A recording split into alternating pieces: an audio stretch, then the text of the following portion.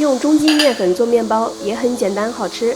先来准备面团，200克中筋面粉，也可以用高筋面粉，再加20克糖、2克盐，先给它搅匀，然后加75克牛奶。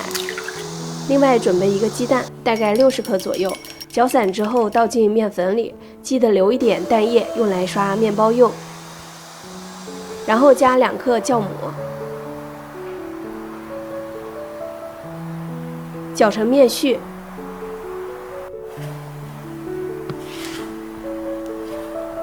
再加15克玉米油，其他味道小一点的油也都可以。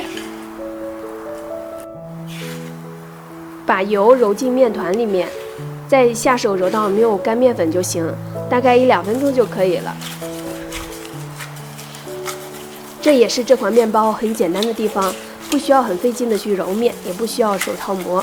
如果想要省力揉面的话，把面团盖起来，静置15分钟之后再来揉。这个时间，把核桃仁儿烤一下，150度烤5到8分钟。静置过的面团很轻松，就可以揉得光滑、揉均匀。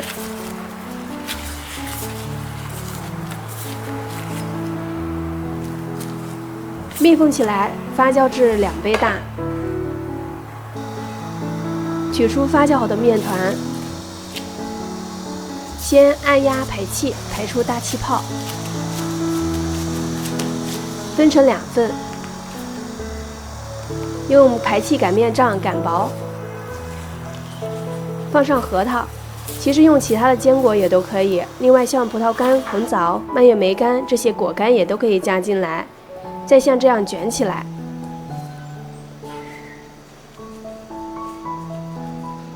做好之后放在烤盘2次发酵。